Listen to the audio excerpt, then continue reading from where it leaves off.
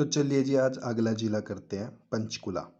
देखिए पहले हमने जिले किए हैं करनाल और पानीपत। ये देखिए मैप मैंने आज सारा दिखा दिया आपको, जैसा मेरे पे कोशिश हुई मैंने आपको दिखाना चाहा इसको। यहाँ पे यमुनानगर है, यहाँ पे करनाल और यहाँ पे पानीपत, ये हम कर चुके हैं करनाल और पानीपत दोनों। आज हम सबसे ऊपर करेंगे पंचकुला। देखिए पंचकुला जो है वो कौन से मंडल का हिस्सा है? वो अम्बाला मंडल का हिस्सा है।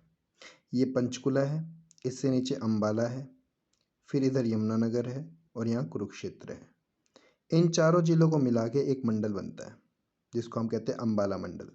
पहले हमने कर रखा है कैथल, करनाल और पानीपत, ये भी एक मंडल था। तो अगला मंडल हम कर रहे हैं। हर एक मंडल के ऊपर एक कमिश्नर बैठता है और फिर हर एक जिले के अंदर कौन बैठता है? एक डिप्टी कमिश्नर, जिसको डीसी कहते हैं। ये बातें आप समझ गए होगी सारी। चलो आज आगे चलते हैं हम पंचकुला की तरफ। पंचकुला मैंने आप पे मैप पे दिखाया आपको। जो सबसे ऊपर जिला लगता है वो हमारा कौन सा है? पंचकुला, ये वाला। अब देखिए इसका डिटेल्ड मैप मैंने यहाँ पे बनाया, ध्यान से समझिए। ये पूरा पंचकुला जिला है। इसके इस साइड हिमाचल प्रदेश है, इधर चंडीगढ़ है, और चंडीगढ़ खुद कहाँ पे लाई करता है? पंजाब के पास। तो यहाँ क्या है? सारा पंजाब।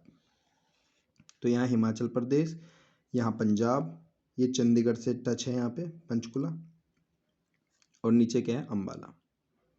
सबसे पहले जान लेते हैं ये बना कब था एक जिला। देखिए 1995 में 15 अगस्त 1995 को हरियाणा का 17वां जिला बना था। कौन सा? पंचकुला। और ये टूटा कौन से जिले से था? ये अम्बाला जिले से टूटा था। तो अम्बाला जिले से एक जिला अलग किया गया 1995 में, और जिसका नाम क्या रख दिया गया? पंचकुला। ये बात क्लियर है भाई सबको? अब एक और बात जान लेते हैं। पंचकुला यहाँ पर लाई करता है मैप में, और पंचकुला के पास ही क्या लाई करता है? चंडीगढ़। ये पूरा क्या है? चंडीगढ़। चंडीगढ़ ना हरियाणा का हिस्सा है और ना पंजाब का हिस्सा है। चंडीगढ़ इन दोनों की क्या है? कैपिटल है। इन दोनों में से किसी का हिस्सा नहीं है।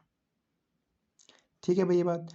अब अगली बात समझे। यहाँ पे पंचकुला है, यहाँ पे चंडीगढ़ है, और ऐसे ही पंजाब के अंदर यहाँ पर डेवलपमेंट की गई है किसकी? मोहाली की। आपने सुना होगा जहाँ पे क्रिकेट के मैच भी होते हैं मोहाली के। तो मोहाली पड़ता कहाँ है? पंजाब के अंदर।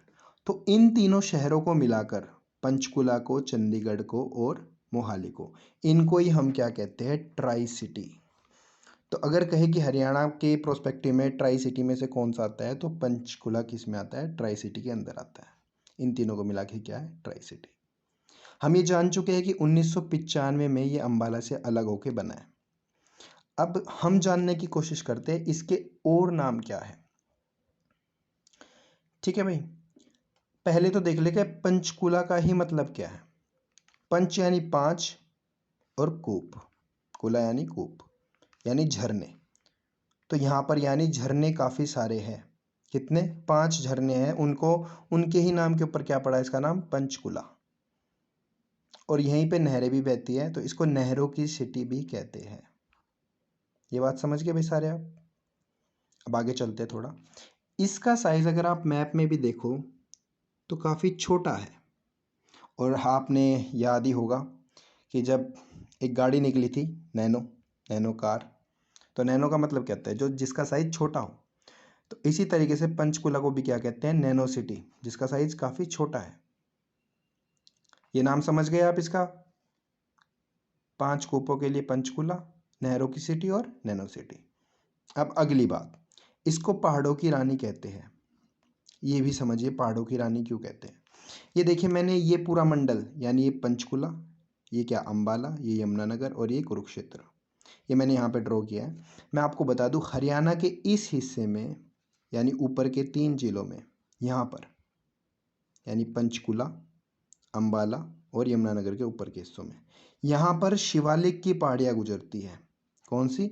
शिवालिक की पहाड़ियाँ गुजरती हैं यहाँ पर। शिवालिक क्या है? हिमालयों की जो सबसे नीचे की श्रृंखलाएँ हैं उन्हें शिवालिक की पहाड़ियाँ कहते हैं। ठीक है, हिमालय की भी 3 डिवीज़न है। ऊपर सबसे बड़ी बड़ी पहाड़ियाँ, फिर थोड़ी छोटी पहाड़ियाँ, और जो सबसे छोटी पहाड़ियाँ हैं वो सबसे नीचे। और वो सबसे छोटी पहाड़ियाँ कौन सी है? शिवालिक की पहाड़ियाँ। तो वो हरियाणा से गुजरती है, हरियाणा के उत्तरी भाग से। तो कहाँ से गुजरती है वो? पंचकुला से भी गुजरती है।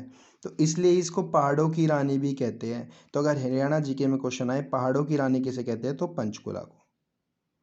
अगली बात, मैंने बताया आपको शिवालिक की पहाड़ियाँ यहाँ पर है।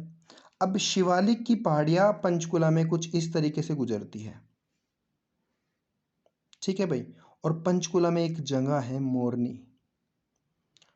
मोरनी की पहाड़ियाँ, सबसे इंपॉर्टेंट क्वेश्चन बनता है पंचकुला से, मोरनी की पहाड़ियाँ कहाँ स्थित है? तो मोरनी की पहाड़ियाँ कहाँ स्थित है? पंचकुला के अंदर। तो शिवालिक की पहाड़ियों में एक मोरनी की पहाड़ियाँ भी है। और अगर हरियाणा जीके में पूछा जाए कि पूरे हरियाणा की सबसे ऊंची जगह कौन सी है, तो आप आंसर करके आना करहो। करहो क्या है? ये हाईएस्ट पीक है, यानी सबसे ऊंची चोटी है किसकी? मोरनी की पहाड़ियों की। और इसकी हाइट कितनी है? 1514 मीटर। तो अगर हरियाणा जीके में क्वेश्चन आए राज्य का सर्वोच्च स्थान कौन सा है, तो आप टिक करके आओगे करहो पीक। या फिर राज्य का सबसे ऊंचा स्थान कहाँ पर है, तो मोरनी की पहाड़ियों पर। या फिर मोरनी की पहाड़ियाँ कहाँ हैं, तो वो पंचकुला। अब हम पंचकुला का एक बार मैप देख लेते हैं। देखिए, हमने जान लिया है कि पंचकुला यहाँ लाई करता है चंडीगढ़ के पास। फिर हमने देखा कि मोरनी की पहाड़ियाँ यहाँ पर है, क्योंकि शिवालिक ऐसे जा रहे हैं, ठीक है, अंबाला से भी गुजर रहे हैं। अब देखिए, जो मेन शहर है उनके नाम बता दूं। सबसे ऊपर लाई करता है हिमाचल प्रदेश के पास कालका। फिर कालका से जब आप पंचकुला की तरफ आओगे तो आपका बीच में पड़ेगा पिंजौर। तो ये नाम याद कर लीजिए आप, कालका, पिंजौर, पंचकुला, इधर मोरनी, और ये जो लास्ट नाम है वो कौन सा है? रायपुर रानी। तो ये सारे पंचकुला में पड़ते हैं। अब आइए एक एक करके सबकी बातें करते हैं। सबसे पहले हम उठाते हैं कालका को। तो देखिए, कालका का जो सबसे पुराना नाम है उसको कहते हैं कालकूट। महाभारत काल में ये नाम काफ़ी बार सुना होगा। तो अगर पूछा जाए कालकूट किसका पुराना नाम है, तो वो कालका का पुराना नाम है। अब जो इम्पोर्टेंट क्वेश्चन बनेगा वो बनेगा कि काली माता का मंदिर इनमें से किस जिले में है। तो ऑप्शन दे देंगे वो आपको, तो आपको टिक करके आना है कहाँ पे? पंचकुला। या पर्टिकुलर अगर आंसर में क्या हो, कालका जी। अब ये मंदिर इतना फेमस क्यों है? क्योंकि पांडवों ने यहाँ पे अज्ञातवास बिताया है। इस बात पे मैं 2 मिनट के अंदर वापस आ रहा हूँ कि अज्ञातवास किसे कहते हैं। बस ये याद रखो, काली माता का मंदिर है यहाँ पर जो बहुत फेमस है कालका जी में। इसी के पास क्या है? त्रिमूर्ति बाला धाम। बालाजी किसे कहते हैं? हनुमान जी को कहते हैं। तो इसी काली माता के मंदिर के पास एक और मंदिर है, एक धाम है जिसको त्रिमूर्ति बाला धाम कहते हैं, जो हनुमान जी के लिए। तो देख लिया हमने कालका में क्या क्या है। एक तो इसका पुराना नाम कालकूट, एक काली माता का मंदिर है जहाँ पे पांडवों ने अज्ञातवास भी बिताया था, और एक क्या है उसी के पास में त्रिमूर्ति बालाधाम जो हनुमान जी के लिए है। अब मैं आपको बताना चाहूँगा एक बार कि अज्ञातवास क्या है, क्योंकि जब हम पिंजौर पे आएंगे, जो पिंजौर पड़ता है कालका जी से नीचे, तो पिंजौर के बारे में जब हम डिस्कस करेंगे तो हमें पता होना चाहिए अज्ञातवास क्या है। देखिए, एक दिन मैंने आपको महाभारत की स्टोरी बताई थी एक लेक्चर के अंदर, जब हमने पानीपत किया था, ठीक है ना, पानीपत किया था शायद, हाँ देख लेना कौन से लेक्चर में हो। तो हमने महाभारत की एक स्टोरी देख ली थी एक तरीके से। तो उसी स्टोरी में मैंने आपको बता दिया कि एक पांडु हुए थे जिनके पांडव हुए थे, और धृतराष्ट्र के कौन हुए थे? कौरव हुए थे। कौरव की संख्या कितनी थी? 100 थे ये पूरे। यानी धृतराष्ट्र के जो अंधा था उसके 100 पुत्र थे, उनमें सबसे बड़ा था दुर्योधन। इधर पांडवों में 5 थे, जो सबसे बड़ा कौन था? युधिष्ठिर। और कौन से भाई थे? भीम, अर्जुन, नकुल और सहदेव। ये शॉर्ट में बता रहा हूँ भाई, ज़्यादा डिटेल में नहीं बताएंगे। तो पांडव क्या होता है? पांडवों को जो कौरव है, कौरवों में सबसे बड़ा कौन? दुर्योधन। दुर्योधन का मामा होता है शकुनी। तो शकुनी मामा और दुर्योधन मिलके पांडवों को चौरस चौरस के गेम में यानी जुए में हरा देते हैं। और पांडवों को रिजल्ट क्या होता है? 13 साल के लिए वनवास पे जाना होता है। और इस वनवास में पहले 12 साल वो वन में रह सकते हैं, कोई दिक्कत नहीं, लेकिन जो अंतिम 1 साल था उसमें उन्हें छुप के रहना था।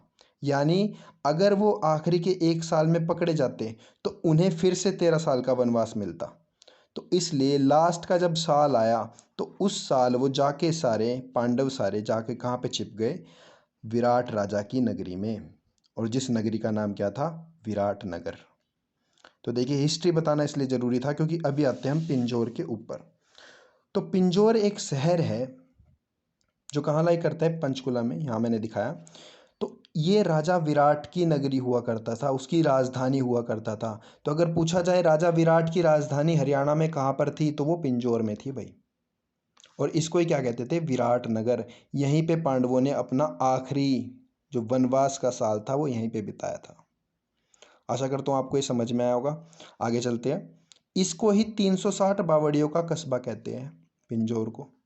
बावड़िया मैंने आपको बता रखा है, इस तरीके से पानी का कुंड होता है, इसमें सीढ़ियाँ होती है, यहाँ पे पानी होता है और आप नीचे आके स्नान कर सकते हो।